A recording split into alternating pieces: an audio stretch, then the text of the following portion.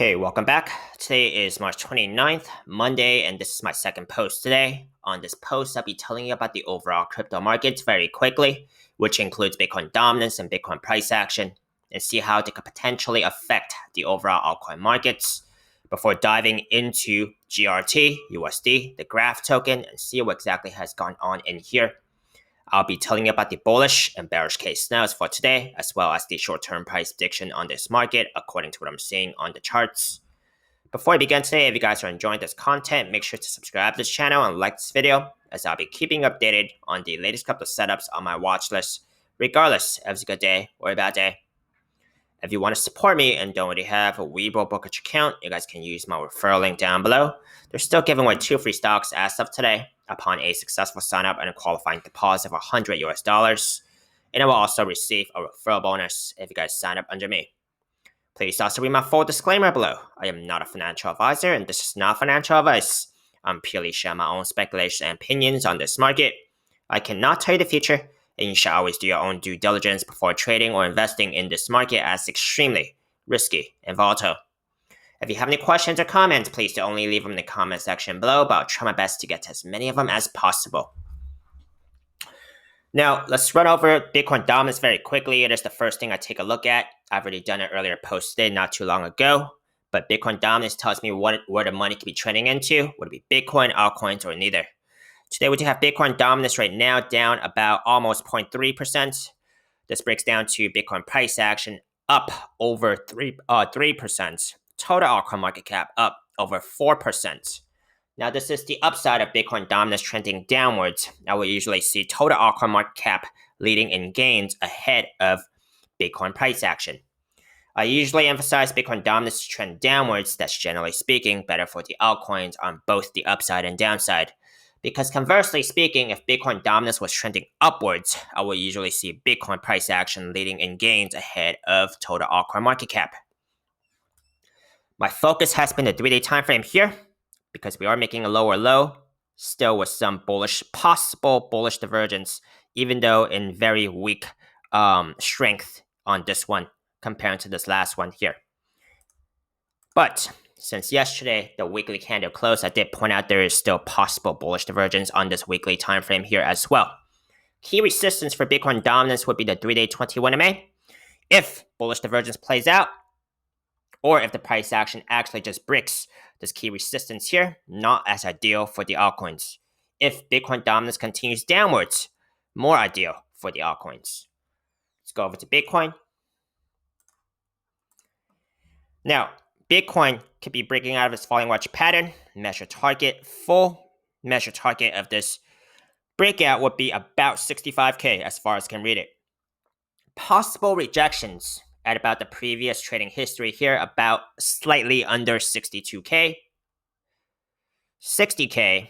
So if price action does not reach its full breakout points or measure targets, this could possibly be turning into an inverse head and shoulders pattern or a ascending triangle pattern. Very similar shapes. Something to be watching out for. Now, key resistance was the daily 21 MA. If we are actually able to close above this key resistance again in about 4 hours, this would turn into key support again. However, right now, unofficially, it will still be the daily 50 MA as key support, since we have not yet closed above this key resistance again.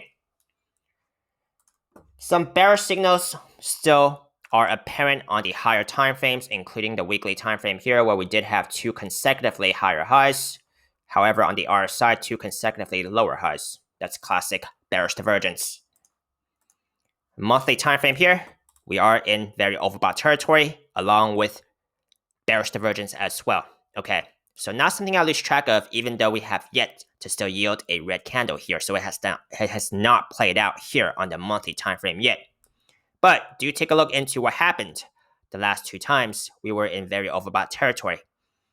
Something to be paying attention to.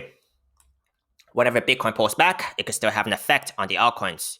Multiplier of that effect will usually depend on how far up or down Bitcoin dominance is trending.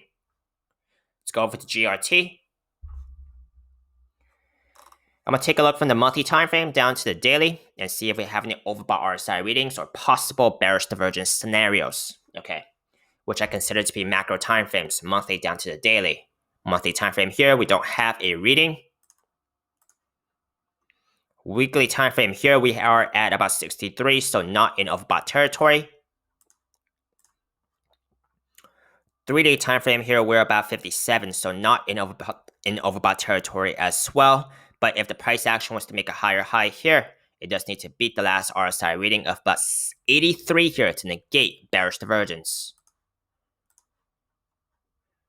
Daily, we're currently about 54, so not in overbought territory, and very similar thing could be said here about the daily time frame, possible bearish divergence if it was to make a new high.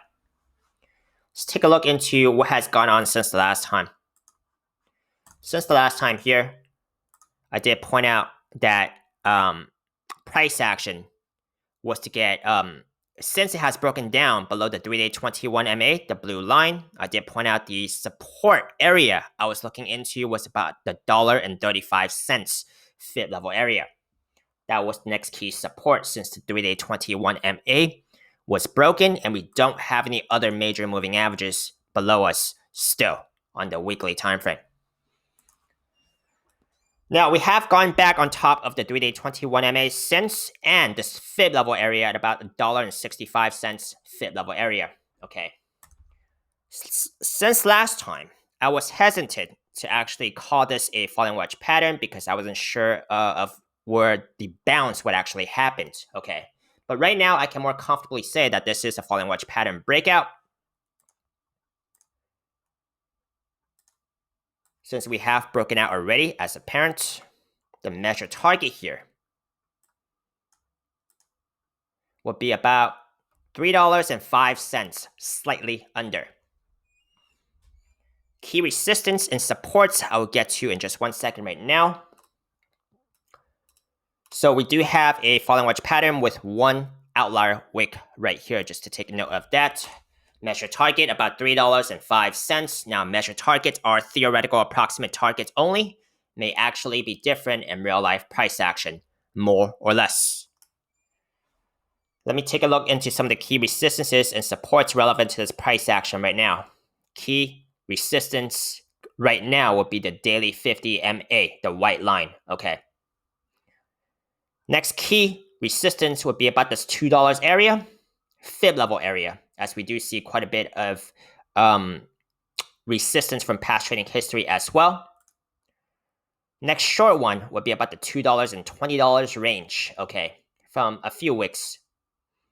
The next one that I do expect to be pretty strong resistance because of quite a bit of resistance from past trading history here, about $2.40 range, $2.60 range, and then finally one more here, about $2.90, slightly under. Key support, since we have broken above the daily 21 MA, would be the daily 21 MA, that's key support. 3-day 21 MA, which is currently about $1.65, about, which is also where the $1.65 fit level area is. So those are going to be the next levels of key support and seeing if those hold. Now, something I want to point out, even though this is a measure target about $3.05, it could potentially still form a inverse head and shoulders pattern as well, as we do already have the left side of that particular pattern there. So something to be looking out for if it was to consolidate and go upwards. Let's take a look into the bullish and bearish case scenarios. Bullish case scenario, price action. Go towards this measure target. It has already broken out, minding the resistance levels I have just pointed out. Bearish case scenario, price action breaks some of these key supports, starting from the daily 21 MA. That looks like the next key support here I'm looking at, along with the $1.65 fit level area and the 3-day 21 MA. Those are going to be the next levels of key support, which are very close to the price action, very immediately under the price action, really. Reversing this breakout and goes back into the pattern, okay? That would be the bearish case scenario, breaking some of these key supports and reversing back into this pattern, okay? Now, these are my bullish and bearish case scenarios for today. Let me know if you found it helpful. Give me a thumbs up if you did. Let me know your agreements, disagreements, feedback. I'd love to hear them. Hope you manage your risk carefully, and if you'd like to see any more of my most recently uploaded videos on YouTube, you guys can check out my links up here on YouTube. See you next time.